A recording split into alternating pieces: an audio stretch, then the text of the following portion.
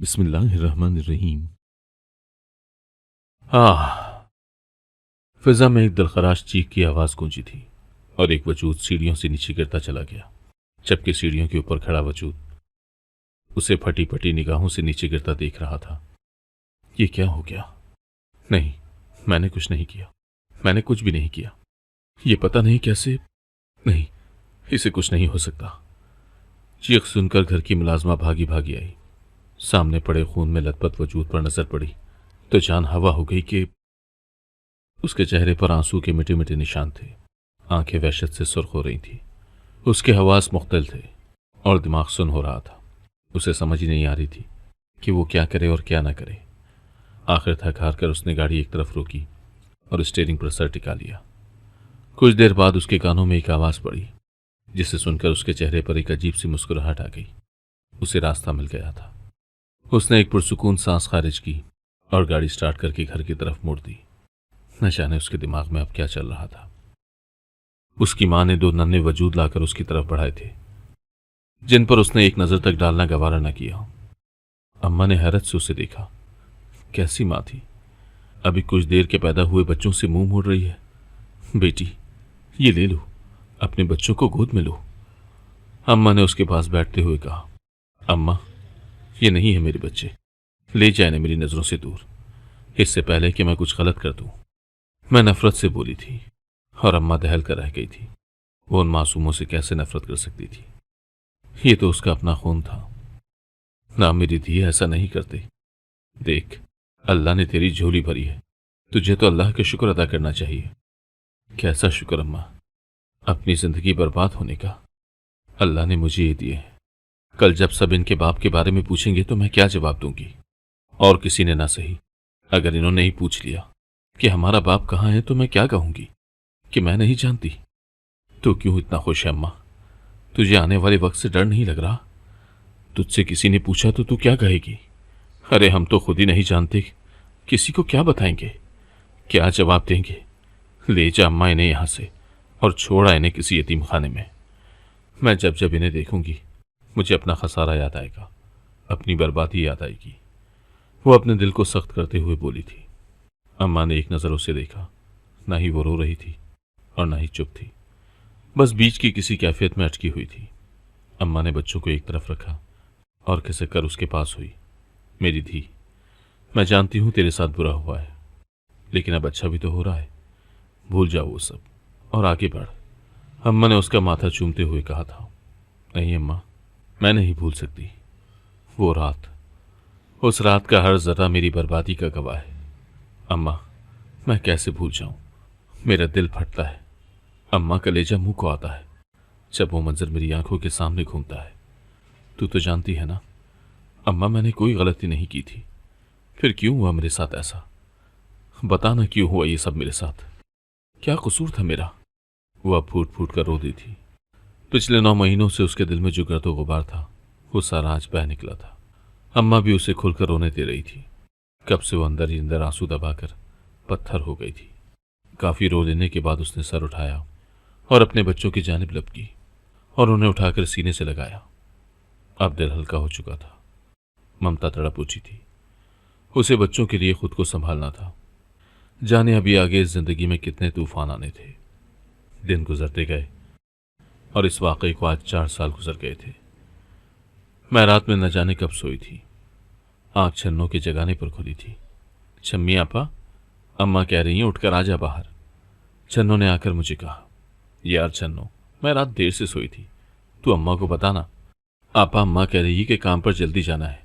पहले भी हमारे सारे इलाके जो थे वो अब इस नई आई फकीरने ने हथिया लिए हैं। न जाने कब आती है कब जाती है, कोई पता नहीं।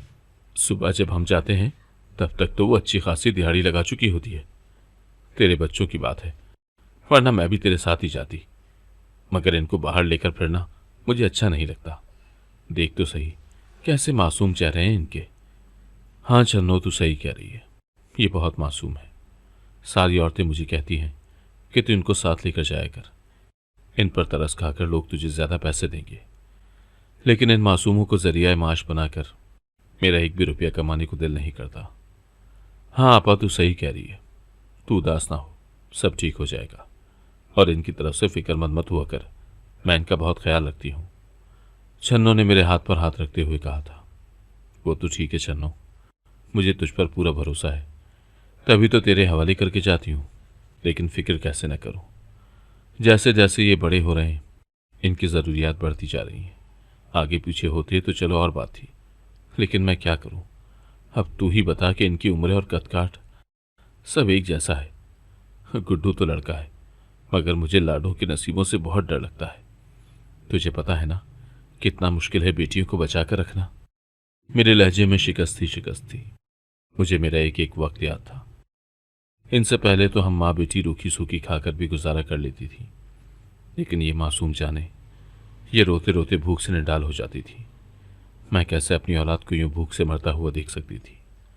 वो जैसी भी थी मेरी औलाद थी, उन्होंने मेरी कोख से जन्म लिया था। मैं कैसे उनको किसी के दर पर छोड़ देती। मेरे साथ जो हुआ वो मेरा नसीब था, इनका तो कोई कसूर नहीं था। काश मैं इनको एक अच्छी जिंदगी दे सकती। ये बड़े बड़े महलों में रहकर परवरिश पाते। मैंने उनके माथे चूमे, दोनों बच्चे गहरी नींद सो रहे थे। मैंने आंखों में आई नमी को पीछे धकेला और उठकर बाहर आ गई।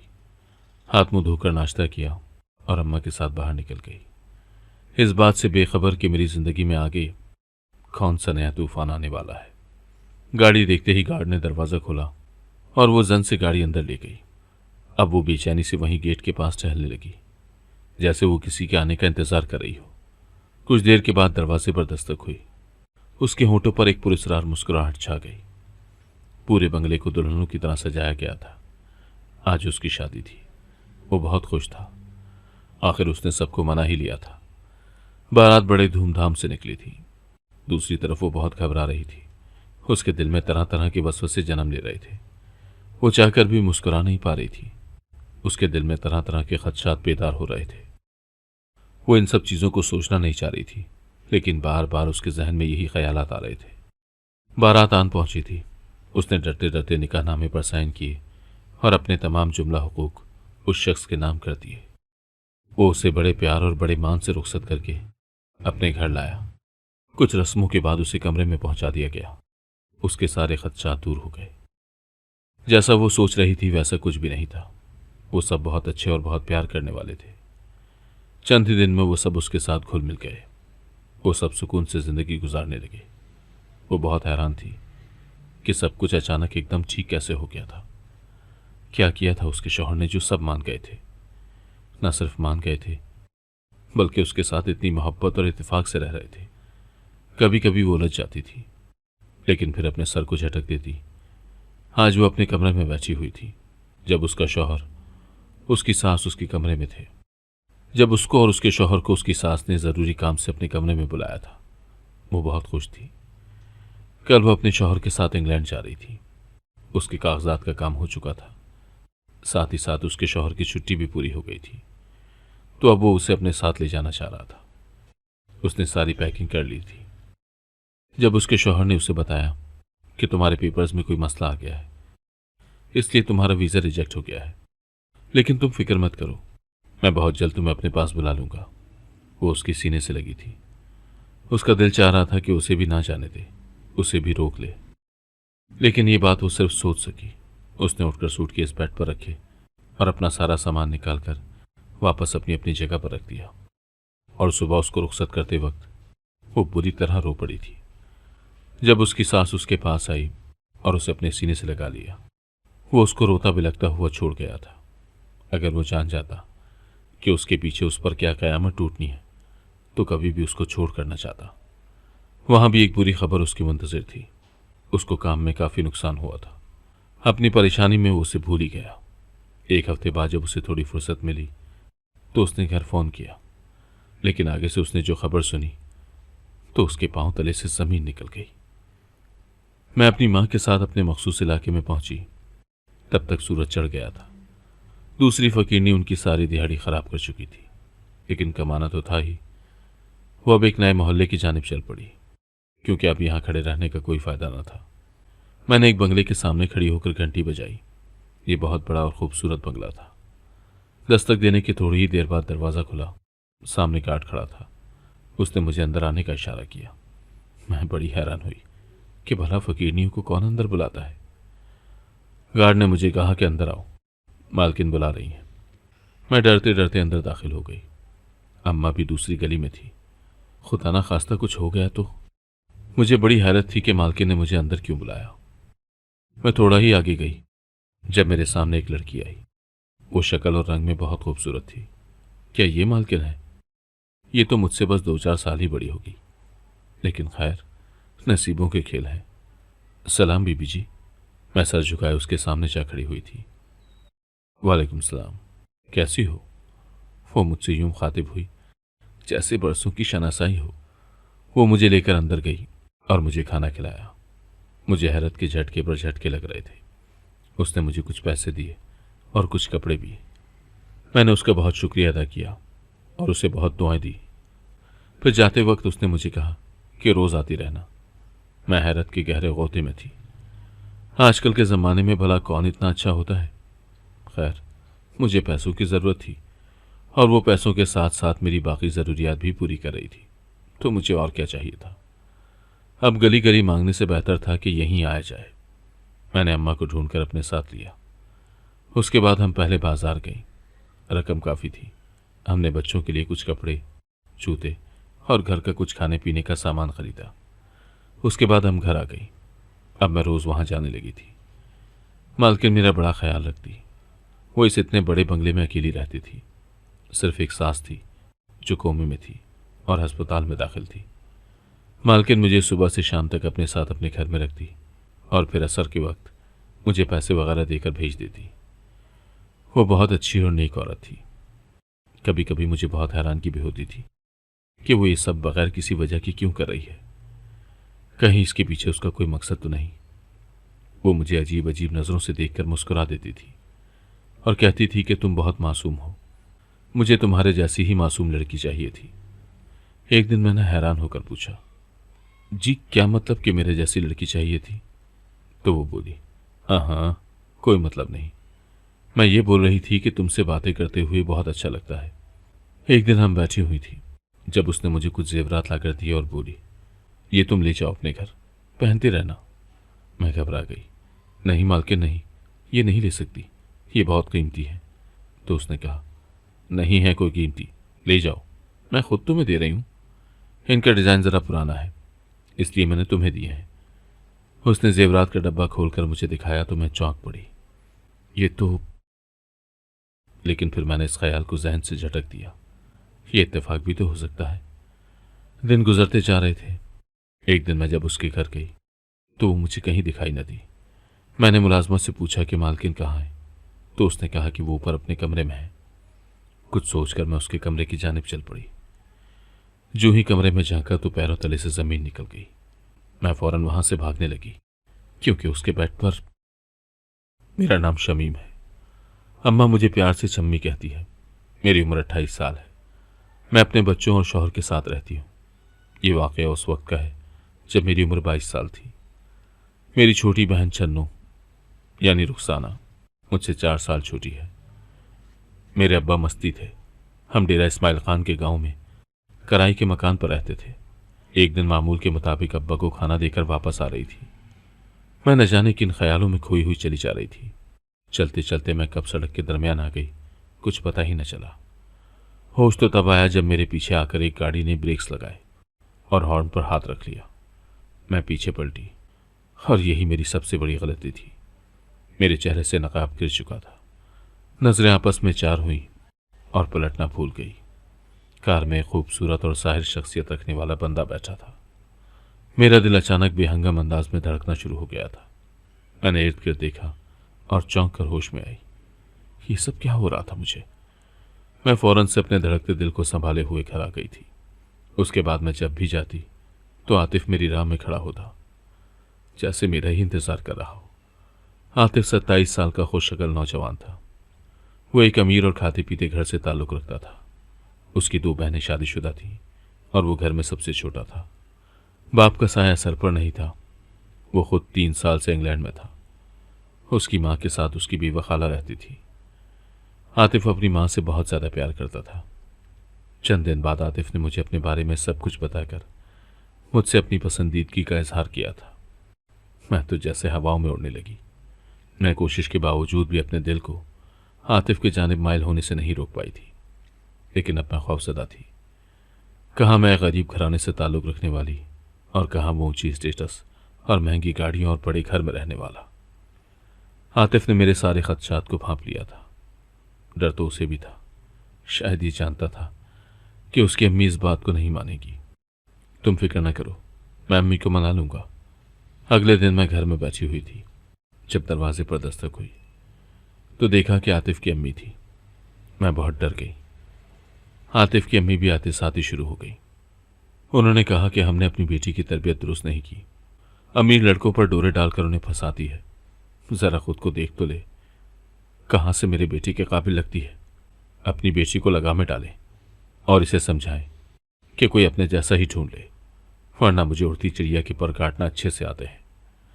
फिर वो मेरी तरफ मुड़ी और कहा कि अपनी औकात मत भूलो लड़की, और दोबारा मेरे बेटे के आसपास भटकने की कोशिश भी न करना। मैं अपनी अम्मी के सामने नजरें उठाने के काबिल भी न रही थी। अम्मा ने मुझे अफसोस भरी निगाहों से देखा और कहा, मुझे तुमसे ये उम्मीद नहीं थी। मैं अम्मा के पैरों में बैठ गई। अम्मा मुझे माफ कर दें, मैंने जानबूझकर कुछ नहीं किया। आतिफ भी मुझसे मोहब्बत करता है। अम्मा मेरी बात सुनी अनसुनी करती चली गई। अगले दिन आतिफ हमारे घर आया। उसने मुझसे और अम्मा से माफ़ी मांगी और कहने लगा कि अम्मी की तरफ से बेफिक्र रहे। मैंने उनको बता दिया है और वो भी राज़ी हो गई हैं। आप मुझे शादी की तारीख दें और भरोसा रखें मुझ पर।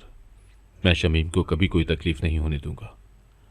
वैसे भी इसे कौन सा यहाँ रहना है, मैं जल्दी इसे यहाँ से अपने साथ ले जाऊंगा। अम्मा बेटी के अच्छे नसीब देखकर मान गई। उनका कहना था कि इतना अच्छा लड़का चिराग लेकर ढूंढूं तो भी नहीं मिलेगा, लेकिन वो नहीं जानती थी कि वो उन्हें किस कदर मायूस करेगा, उनकी सारी उम्मीदों पर पानी फेर देगा। खैर, हमारी शादी बखैर आफियत हो गई। मैं अपनी सास से बेतहाशा डर रही थी। मेरी नंदी बहुत अच्छी थी। वो शादी से पहले मुझसे मिलने आती रहती थी और हैरत अंगेज तौर पर मेरी सास ने भी कोई वावेला न किया था। उन्हें मेरे शौहर ने धमकी दी थी कि अगर उन्होंने हमारी शादी न करवाई तो वो हमेशा हमेशा के लिए इंग्लैंड चला जाएगा और सारी जिंदगी उनको अपनी शक्ल नहीं दिखाएगा। मुझे तो अपनी किस्मत पर गुरूर होता था कि मुझे इतना अच्छा हमसफ़र मिला है, लेकिन ये महज मेरी खाम ख्याली ही थी। मेरे शौहर की छुट्टियां ख़त्म हुई और वो वापस चला गया। मैं बहुत अकेली पड़ गई थी। मेरी सास का रवैया आतिफ के जाते ही बदल गया था। वो मुझ पर हाथ तक उठाने लगी थी, आए दिन ताने कोसने, जबकि मेरी खाला सास वो चुपचाप ये सब देखती रहती, जैसे यही तमाशा देखने यहाँ ठहरी हुई हो। एक हफ्ते से मेरे शौहर ने मुझसे कोई रब्ता न किया था। उसे तो जैसे मेरी परवाह ही नहीं थी कि पीछे मेरे साथ क्या क्या हो रहा है। मेरी सास कभी मुझे टिकटिकी बांधे प्यार भरी नज़रों से देखती रहती और कभी इंतहा की गज़बनाक हो जाती। एक दिन तो मुझ पर क़यामत ही टूट पड़ी। मैं अपनी सास के कमरे के सामने से गुजर रही थी कि अंदर से आने वाली आवाज़ ने मेरे पांव तले से ज़मीन ही खींच ली। वो आवाज़, कोई तो बचाओ, कोई तो मदद करो, आग लग गई, कोई फायर ब्रिगेड को कॉल कर दो। वो जैसे ही आगे बढ़ते आग के शोले उनकी तरफ हुमक हुमक कर लपक रहे थे। फिजा में चारों तरफ जलने की बदबू फैली हुई थी। चीखो पुकार जारी थी। पूरा घर आग की लपेट में था। कहने को तो शॉर्ट सर्किट हुआ था, लेकिन आग की बेतहाशा ज्यादती कुछ और ही माजरा बयान कर रही थी। धुएं से कोई भी चीज दिखाई न दे रही थी और न ही आग के भड़कते शोले कुछ देखने दे रहे थे। हर तरफ कयामत का समा था। उसकी आंख बेतहाशा गर्मी से खुली, लेकिन वो तो एसी की कूलिंग काफी हद तक करके सोई थी। फिर ये गर्मी। उसने करवट बदलते जैसे ही आंखें खोली, उसकी दिलरोज चीखें पूरे घर में गूंजने लगी। पूरा घर आग से जल रहा था। उसके कमरे के दरवाजे खिड़कियों से आग भड़क कर पर्दों को पकड़ चुकी थी। ये आग, ये कैसे? नहीं, ये भी सच था कि वो अब जीना नहीं चाहती थी, लेकिन ऐसी बदतर जिंदगी। उसके कानों में उस दिन वाली आवाज गूंजी, अम्मी मैं तंग आ गया हूं, मैं उसे तलाक दे दूंगा या फिर उसे जान से मार दूंगा। मैं उसे अब मजीद बर्दाश्त नहीं कर सकता। उसे देखकर मेरा दिल करता है कि मैं भी उसे आग लगा दूं, जैसे उसने मेरी जिंदगी में आग लगाई, मुझे जहन्नुम में फेंका। मेरा दिल करता है कि मैं भी उसे जीते जी आग लगा दूं। बिलाशुबा ये आवाज आतिफ की थी। उसके कदम बेसाख्ता लड़खड़ाए थे। उसे अपने कानों पर यकीन न आया कि वो क्या कुछ सुन रही थी। क्या आतिफ इतनी जल्दी उससे तंग आ गया था? क्या वाकई उससे जान छुड़ाना चाहता था? पहले तो उसे इस बात पर यकीन ही नहीं आया। उसने अपने कानों का धोखा समझा, लेकिन अब खुद को यूं चारों तरफ से आग में घिरा देखकर उसकी आंखों से आंसू टूट कर बहे थे। तो आज उसने आग लगवा ही दी थी। वो खुद के बचाव के लिए बेतहाशा कोशिश करने लगी, लेकिन उसकी मुंहजोर आग के सामने एक न चल रही थी। उसने मदद के लिए चिल्लाना शुरू किया कि शायद कोई उसकी मदद कर सके, उसको बचा सके, लेकिन नहीं। उसकी आवाज़ इस बंगले से बाहर जाती तो ही कोई आता ना। उसके बाजू और पांव बुरी तरह झुलस चुके थे। वो कहीं आग से निकलने का रास्ता ढूंढ रही थी, लेकिन कमरे से बाहर जाने का कोई रास्ता नहीं था। घर से बाहर कैसे जाती? वो बेड के पिछले जानिब टेक लगाकर बैठ गई। उसकी आंखों से आंसू मुतवातिर बह रहे थे। अब उसने खुद को अल्लाह के आसरे पर छोड़ दिया था, जबकि बाहर खड़े वजूद के चेहरे पर इस्तेहज़ाई हंसी थी। मेरा मुकाबला करने चली थी। मैंने कहा था, जो मेरे रास्ते में आएगा जल जाएगा। देखना, ये तो सुहा हो गई। अब तो इसकी हड्डियां भी किसी को नहीं मिलेंगी। बहुत अफसोस हुआ। उसने लहजे में मसनूई दुख समोते हुए कहा था, जबकि वो उसे फटी फटी नजरों से देख रही थी। वो इस हद तक जुनूनी हो सकती है, ये उसे आज पता चला था। कहीं उन्होंने इसकी बात मानकर कुछ गलत तो नहीं कर दिया, लेकिन अब क्या हो सकता था सिवाय पछतावे के। उसके बेड पर पड़े वजूद को देखकर मैं जैसे सकते में आ गई थी। मेरी आंखें हैरत के मारे फटी की फटी रह गईं। जैसे ही मैं वहां से भागने लगी तो फरीदा यानी मालकिन ने मुझे देख लिया और जोर जोर से चिल्लाने लगी, कातिल कातिल, गार्ड पकड़ो इसे, कोई पुलिस को बुलाओ, इसने मेरी सास को मार दिया। मैं हैरानगी से उसे देख रही थी। मेरे जहन में लाखों सवाल थे कि वो उसकी सास कैसे हो सकती है। मैं शल दिमाग के साथ वहां खड़ी थी कि इतने में पुलिस आ गई और मेरे लाख मना करने के बावजूद मुझे पकड़ कर ले गई। मैं जेल में बैठी अपनी किस्मत पर आंसू बहा रही थी। कैसी किस्मत पाई थी मैंने।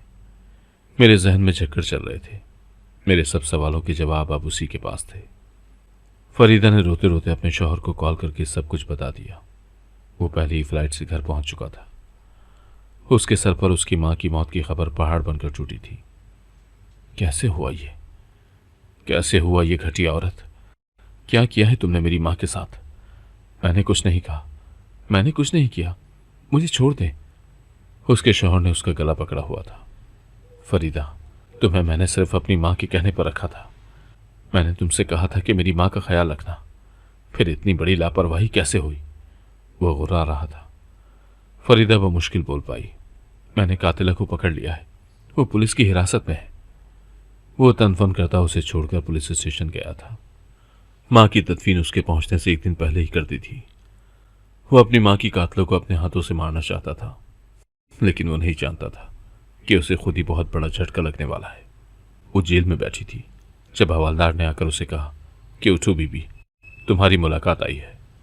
वो आंखें मलती उठ खड़ी हुई। जरूर अम्मा को मेरे बारे में पता लग गया होगा। पता नहीं मेरे बच्चे किस हाल में होंगे। वो जल्दी से उसके साथ बाहर आई। सामने एक मर्द पुष्ट किए खड़ा था। उसे उस पर किसी का गुमान गुजरा, मगर फिर सर झटक दिया। वो जैसे ही पीछे मुड़ा तो सामने खड़े वजूद को देखकर उसकी आंखें साकत रह गई थी। यही हाल दूसरी तरफ भी था। आतिफ उसे देखते ही सब कुछ भूल गया कि वो यहां क्यों आया था, किस लिए आया था। उसने फौरन से आगे बढ़कर उसे गले लगा लिया। शमीम, तुम जिंदा हो? मुझे यकीन नहीं आ रहा। शमीम ने उसे धक्का देकर खुद से दूर किया। दूर रहो मुझसे, धोखेबाज इंसान। तुम्हारी हिम्मत भी कैसे हुई मुझे छूने की? तुमने तो मुझे आग में डाल दिया था ना। वो तो मेरी किस्मत अच्छी थी कि फायर ब्रिगेड पहुंच गए और मैं बचकर चुपके से वहां से निकल आई, लेकिन तुमने तो कोई कसर नहीं छोड़ी थी मुझे जिंदा जलाकर मारने में। क्या मतलब? ये तुम क्या कह रही हो? वो नासमझी से उसे देख रहा था। मैंने क्या किया? मुझे तो अम्मी का फोन आया था कि वो मार्केट गई थी और तुम घर पर थी, तो शॉर्ट सर्किट की वजह से घर में आग लग गई और जलने से तुम्हारी मौत हो गई। वाह आतिफ साहब वाह, अच्छी कहानी सुना लेते हैं। पहले अपनी मां को फोन करके मुझे जिंदा जलाने का कहते हैं, फिर अगर मैं बचकर वापस आपके सामने आ गई तो अनजान बनने का नाटक। शमीम ने ताली बजाते हुए कहा था। शमीम की बात सुनते ही वो हैरान रह गया। एकदम उसके जहन में झमाका सा हुआ। नहीं शमीम, वो सब तुम्हारे लिए नहीं था, वो सब फरीदा के लिए था। मैं तुम्हारा मुजरिम हूं। मैंने तुम्हें फरीदा के बारे में नहीं बताया। फरीदा मेरी पहली बीवी है, लेकिन वो जहनी मरीजा है। वो जबरदस्ती मुझ पर मुसल्लत की गई थी। पर तुम यूं जेल में? हाँ, मुझे फरीदा बीबी ने ही अपने सास के कत्ल के इल्जाम में जेल में डलवा दिया है। मेरा यकीन करो, मैंने कुछ नहीं किया। मैं जब कमरे में गई तो वो उनका गला घोंट रही थी और बोल रही थी कि अब तू मुझे बहुत तंग करने लगी है खाला। मैं अपने और आतिफ के बीच में किसी को आने नहीं दूंगी। आजकल वो ज्यादा ही तेरे बारे में पूछ रहा है। उसे तेरी बहुत फिक्र है, लेकिन मैं नहीं चाहती कि उसे मेरे अलावा किसी और की सोच भी हो। मैंने उसकी बीवी को मार दिया, अपने बच्चे को मार दिया, अपनी मां को मार दिया, तो तुम क्या चीज हो? मैं सब देखकर डर गई और वहां से भागने लगी, लेकिन उसने मुझे देख लिया। मुझे यहां से निकाल लो, मेरे बच्चे और मां परेशान होंगे। मैं 2 दिन से यहां हूं। बच्चों का सुनकर आतिफ ने बेयकीनी से मेरी तरफ देखा और पूछा, बच्चे? मैंने कहा, हाँ, हमारे बच्चे। उस रात जब मैं वहां से निकली तो जख्मी होने के बायस पूरी रात वहां पड़ी रही। मुझ पर बार बार नकाहत छा रही थी। सुबह मैं किसी तरह वहां से छुपते छुपाते अपने घर आ गई और वहां एक और कयामत मेरी मुंतजर थी। मेरे अब्बा मेरी मौत का सदमा बर्दाश्त न कर पाए और गुजर गए। मैंने अपने होश हवास खो दिए। अम्मा डॉक्टर को बुला लाई तो उसने ये खबर दी कि हमारे जुड़वां बच्चे हैं। आतिफ को यकीन नहीं आ रहा था। वो मुझे लेकर घर पहुंचा। फरीदा को सारी हकीकत पता चली तो वो ये सब बर्दाश्त न कर पाई। ये सब उसी ने किया था। मेरी सास को मेरे खिलाफ किया, उन्हें भड़काकर मुझे मारने की कोशिश की।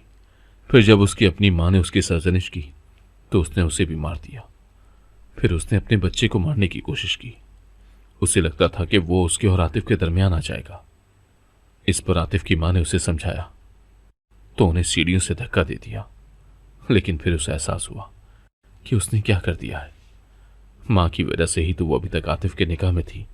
वो उन्हें अस्पताल लेकर गई, लेकिन वो कोमा में चली गई। उनके बचने के चांसेस बहुत कम थे। इसीलिए उसने छम्मी, जो कि हालात से तंग आकर भीख मांगती थी, उसको फंसाने की कोशिश की। वो उसे रोज घर बुलाती ताकि लोग देख सकें कि वो यहां आती जाती रही है। वो एकदम चिल्लाने लगी, नहीं नहीं, ये नहीं हो सकता, ऐसा नहीं हो सकता। आतिफ सिर्फ मेरा है। उसे अपनी शिकस्त किसी सूरत को भूलना थी। उसने पास रखी छुरी उठाई और बेदर्दी से अपनी कलाइयों पर फेर दी। मैं चिल्ला चिल्ला कर आतिफ को कहती रही कि उसे अस्पताल ले जाए, लेकिन वो एक कातिल को किसी सूरत माफ नहीं करना चाहते थे।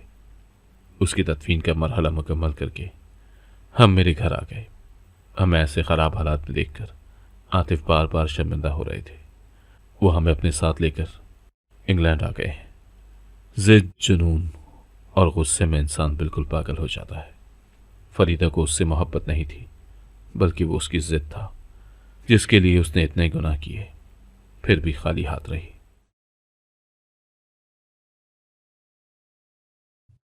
अगर आपको आज की कहानी पसंद आई है तो वीडियो को जरूर लाइक कीजिएगा और अपने दोस्तों के साथ भी शेयर कीजिएगा। और हाँ, अगर आपने अभी तक हमारा चैनल सब्सक्राइब नहीं किया तो जरूर सब्सक्राइब करें। मिलते हैं कल एक नई और दिलचस्प कहानी के साथ। अल्लाह हाफिज।